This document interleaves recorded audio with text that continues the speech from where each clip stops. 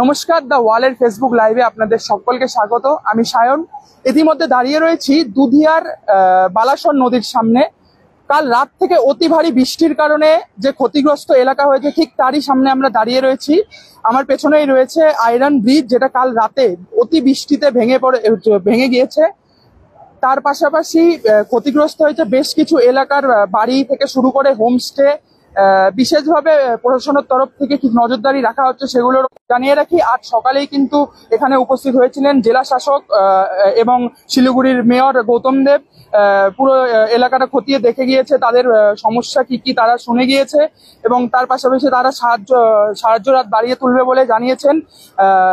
এবং আজ আর কিছুক্ষণ আগেই সেনাবাহিনীর তরফ থেকে এখানে ড্রোন উড়িয়ে পুরো এলাকা পরিদর্শন করে দেখা হয়েছে কোথায় কোনো ক্ষতিগ্রস্ত কেউ আরো পড়ে রয়েছে কিনা।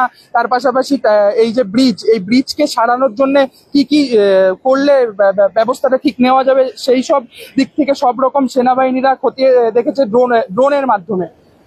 তার পাশাপাশি জানিয়ে রাখি, সকালে যে চিত্র আমরা তুলে দেখিয়েছি দ্য ওয়ালের, আপনারা দেখবেন যেই পরিবারগুলো ক্ষতিগ্রস্ত হয়েছে তাদেরকে সমস্ত রকম ত্রাণ শিবির খুলে দেওয়া হয়েছে, তাদের জন্য বিভিন্ন ধরনের হেল্পলাইন নাম্বার খুলে দেওয়া হয়েছে। তাদের কোনো রকম কোনো বিপদের সম্মুখীন হলে তারা যেন সেই নাম্বারে ফোন করে সাহায্য তুলতে পারে প্রশাসনের তরফে।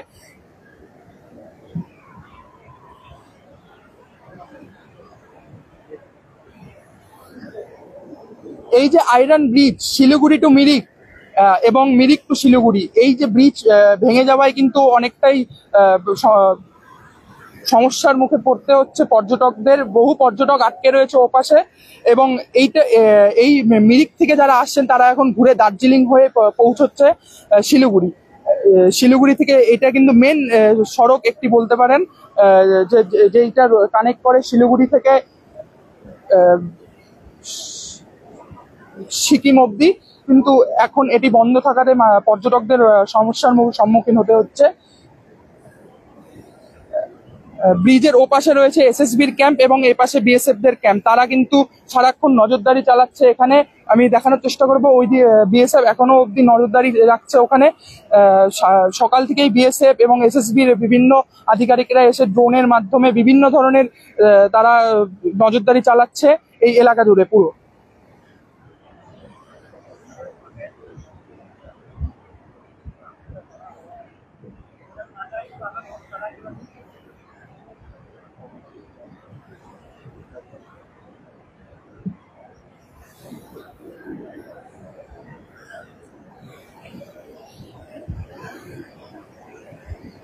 এই আয়রন ব্রিজের ওপাশে যারা পর্যটকরা ঘুরতে গিয়েছিলেন তাদেরকে কিন্তু বিভিন্ন পকেট ট্যুর ব্যবহার করে ওপর থেকে ওপাশ থেকে নামিয়ে আনা হচ্ছে প্রশাসনের তরফ থেকে।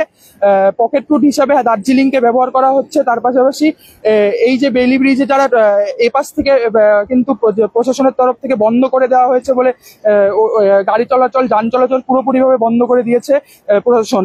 তারা কিন্তু বিভিন্ন ধরনের ক্যাম্প খুলেছে সবাইকে সাহায্যের হাত বাড়িয়ে তোলার জন্য।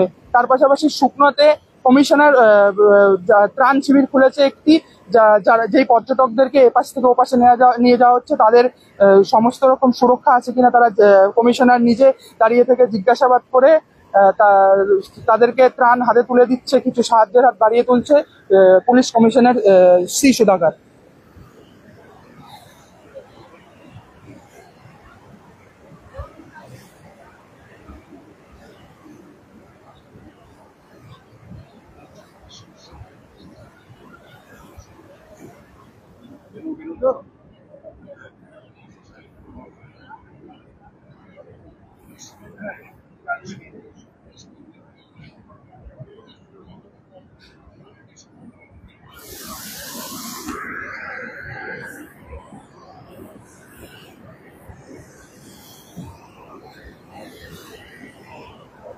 এই ধরনের আরো আপডেটের জন্য চোখ রাখুন দ্য ওয়ালের পর্দায়।